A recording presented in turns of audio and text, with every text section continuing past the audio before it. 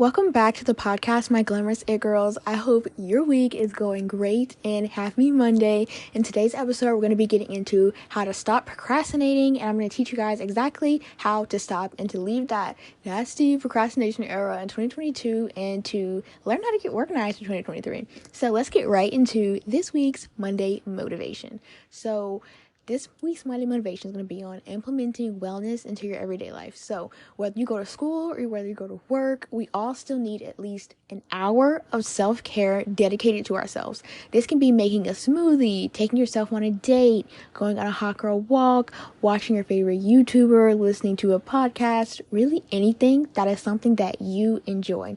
I also recommend taking at least one mental health day a week. Mental health days can be days where you sleep in later, you may work a bit slower, or you even just relax. I take these all the time because I need extra days, like maybe one day throughout the week, because I have my weekends, but those don't come fast enough for me to relax and just take a break throughout the week. And so I realized that everybody needs a mental health day, and these are super important for our own well-being. So have a self-care night tonight. Use your body scrub, your new scented lotion and spray, put on your cute Victoria's Secret panties, your matching pajama set, and have a cute night. Let's get into the fashion icon of the week. This week's fashion icon is a Victoria's Secret angel. Her name is Romy Stride. She is so pretty. I absolutely love her so much. She actually vlogged behind the scenes of the fashion shows and with Taylor Hill and stuff, like during the fashion shows. It's just absolutely so cool. Go look up her name on YouTube. She has a whole YouTube channel and she vlogs the whole thing, like what she eats in a day, the day of the fashion show. And it's just so cool to see like the behind the scenes of the fashion show, and it's not from like Vogue or actually Victoria's Secret filming it. It's actually from an angel's point of view. So that is so cool. I love watching those. And she actually films her life still now, so you can see like what she's up to today, and it's really nice to see a Victoria's Secret angel and what they're up to right now. So this week's quote of the week is, "You create your own stage, the audience is waiting." I love this quote so much because it's just so great. It's all a mindset thing. Like, when you create your own stage, the audience is automatically there. And I just love that so much. This week's weekly recaps. This is just what I've been up to recently. I started back my morning routine, and you may be wondering, why'd you start that back? Like, what happened? So it's not really a big deal. I just started back school heavy this week. So I have to wake up at 7 a.m. so I can get all my things done and read in the morning for at least 20 minutes and just have a nice, slow, productive morning routine. And I love when I schedule my mornings out so I can have time to buffer and time to just flow with myself in the morning and then really get into the day and being productive. Also, I've been planning so much for the podcast. I have so much new things coming out. You guys just be ready. Like, I have so much stuff coming out for y'all, like y'all don't even know. And so I've actually just started creating my subscription-based episodes, and it's actually incredible. And so they're exclusive episodes that come out on Fridays. So if you don't subscribe, you still get my Monday episodes and my Wednesday mini episodes. But if you do subscribe, you get both of those episodes along with another Friday episode that is information packed. This week's episode, if I'm correct, it is about leveling up in 2023. So if you are ready to make 2023 literally your year, I'm going through each step with you on creating your dream life in 2023. And so just subscribe to the podcast. It's only $2.99 a month, and when you subscribe, you are able to get all these different things like ebooks, journaling exercises, and so many other cool things. So definitely go ahead and subscribe. Also, I've been planning trips. I'm so excited. We're going on like some cool trips soon. So if you want to see my travel diaries, which I always vlog over my YouTube channel, make sure to stay tuned on my YouTube channel and subscribe. Also, I've been hanging with a lot of my friends recently. We've had so much fun. And yeah, that's basically what I've been up to this week. Now let's get into the featured listeners. So last week I asked y'all, what are your favorite ways to show yourself some love? And so here's what my listener said. First, we'll go with Arianna. She said she loves to do skincare, music, and she turns on the lights to set the mood. I love that so much because when I like do my skincare, I act like I'm in a Vogue Beauty Secrets video. So like I'm just in the mirror, just like showing, like I use this Cetaphil face wash and I use like this jade roller and stuff. It's crazy. Like I'm just talking to like the mirror. I'm sorry if you hear my dog barking in the background. I don't even know why she's upset. She's always barking. But I love when she's at music with the lights on. I turn on my fairy lights and I play Die For You by The Weeknd. Oh my gosh, I love that song so much. Like like, it's not enough me just listening to it with my headphones on. I need to eat the lyrics. It is just such a good song. I love that song so much. I will never get tired of it. Anyway, she said she also likes to read, study, and to finish it all, beauty sleep. And she is so right, because we all need beauty sleep and enough time to let our bodies reset at night. Next is SM. She said, I love doing my skincare and romanticizing it a little bit. I totally get that. I love to romanticize my skincare routine. Like I said, I act like I'm in a Vogue Beauty Series video, and I bet, like, my mom walks by, she's like, who are you talking to in there? Like, who are you talking to in there? And, like, I'm just talking, like I'm in a video or whatever. But next is my journal prompt of the week. So this week's journal prompt is, who am I most grateful to have in my life? So make sure you get your journal out and journal that question. This can be anybody who you feel has made a difference in your life. Mine would definitely be my mom, my dad, and yeah, those two people. I was gonna say my sisters, but, like, I don't know. I'm kidding. Yes, probably my parents first. Of course, they do the most for me, so I really appreciate what my mom does for me. So I definitely have her as one of the most people that I'm grateful for in my life. But now let's get right into the actual episode: how to stop procrastinating, learn how you're why you're procrastinating. We're gonna learn all about this today, and this is not like, one thing I love on my podcast is that it's not like a student teacher thing. It's more of like, I'm just sharing what works for me with you guys. And so I really hope that this helps all my procrastinators. And let's get right into the actual episode. So what is procrastination? What does it mean? So procrastination is the act of putting a task or something that you need to do off until you're literally forced to do it. And sometimes procrastinators still don't even do it. An example would be if your teacher gave you an assignment to do 2 weeks ago and it's due tomorrow. A procrastinator would start it today while it's due tomorrow. This is a negative trait because, like, you won't get anything done and you can't be productive as a procrastinator. So it's a negative trait, but we will get through it together in this week's episode. So let's start off with a journaling exercise. And this journaling exercise is really going to help us find the foundation of why we procrastinate and how we're going to let it go. So procrastination comes in many forms that you may not even know of. So first, let's start off with a journaling exercise on procrastination. Get out your journal and your cute pen and write down in what ways that you know that you procrastinate. Write down at least 5 ways recently that you have procrastinated.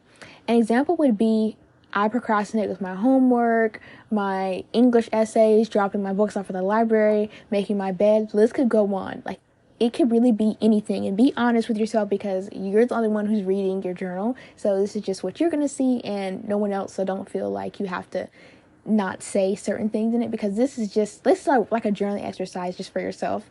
I want you to write these down and read over them and think about why you procrastinate with this certain thing. A lot of times we procrastinate because we have had a bad experience doing this certain thing. So for me, I will procrastinate my art projects because they will always take so long to do.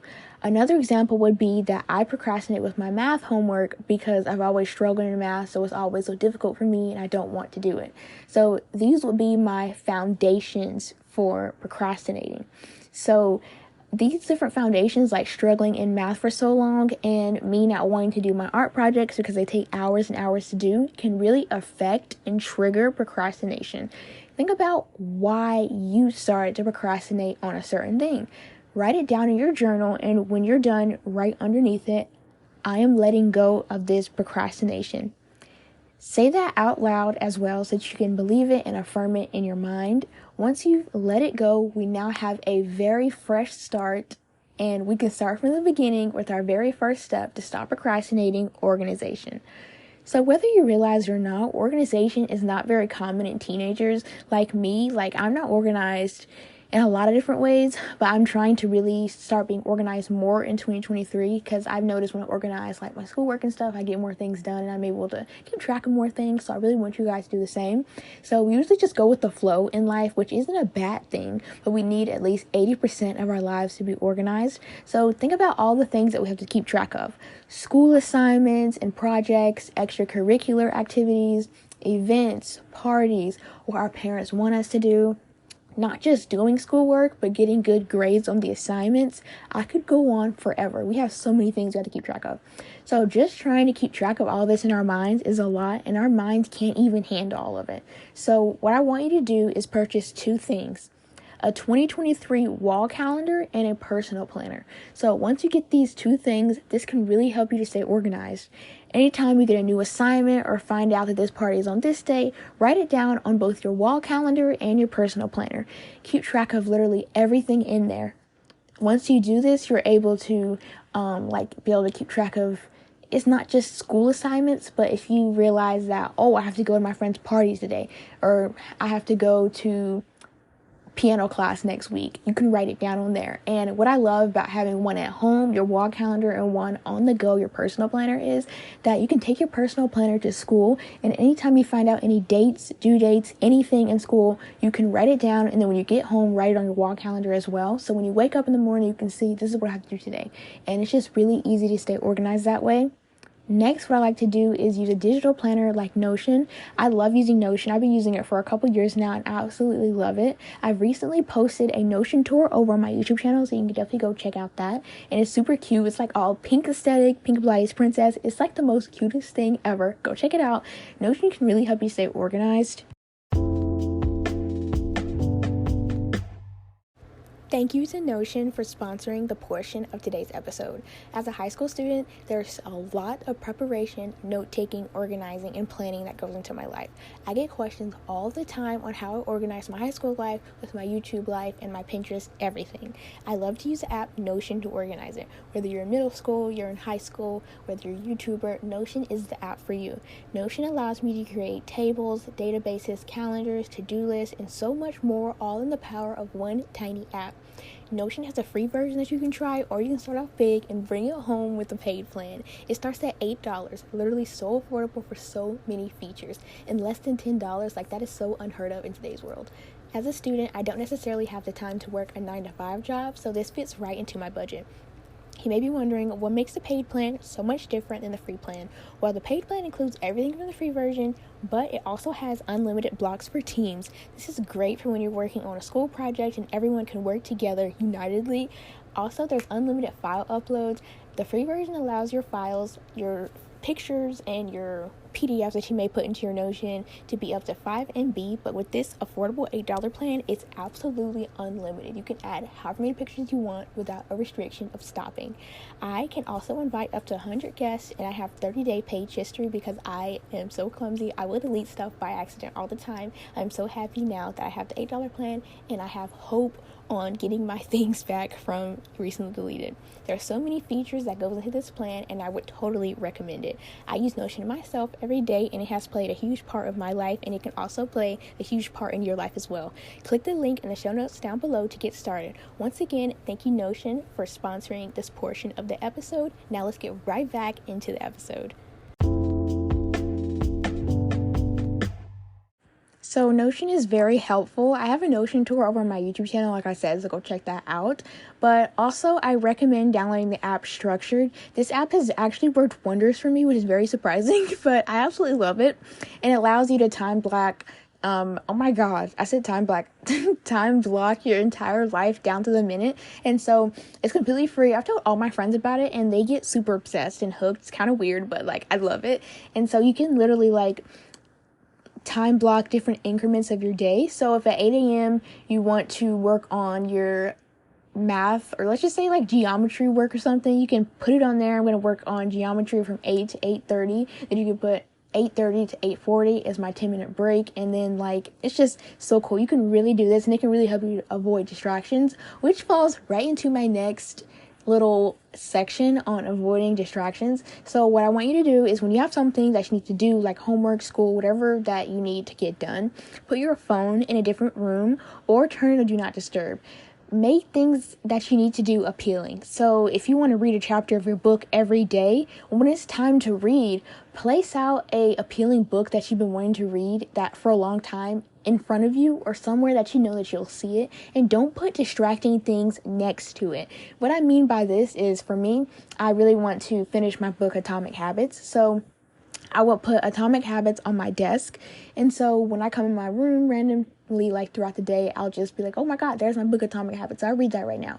What I don't want you to do is put, sometimes I'll forget and I'll put my Nintendo Switch right next to my book, or I'll put my phone there, my laptop, and then it kind of overshadows the book. And so I'll be like, oh, I'll just play Animal Crossing for a little bit, and then like I don't ever end up reading because the book was overshadowed by the technology. And I really want you guys to put your technology away when you need to do something important or you do something that you want to create a habit. So when you want to read a book or something, move your Switch, your laptop, your phone, all out of the way so that you can focus on what you want to do. This is very tempting to do, like having like your Switch, phone, all this stuff next to it, so you just shouldn't do it. Next is to create goals for ending your procrastination era. So a lot of times we will look at what we need to do as one big thing, but we need to break it down into smaller, more achievable goals. So what I mean by that is break it into goals that you can do a little bit every single day. An example would be that if you have an assignment due in 2 weeks, start working and completing it bit by bit every single day until it's done. Then you won't have to do so much at once. If you're still in your procrastination era, then the day before the assignment is due, you would do like the whole assignment in like 5 hours, and you could really just put 20 minutes a day towards it and span it out for a whole 2 weeks. And it just relieves a lot of stress and makes it a lot better on us.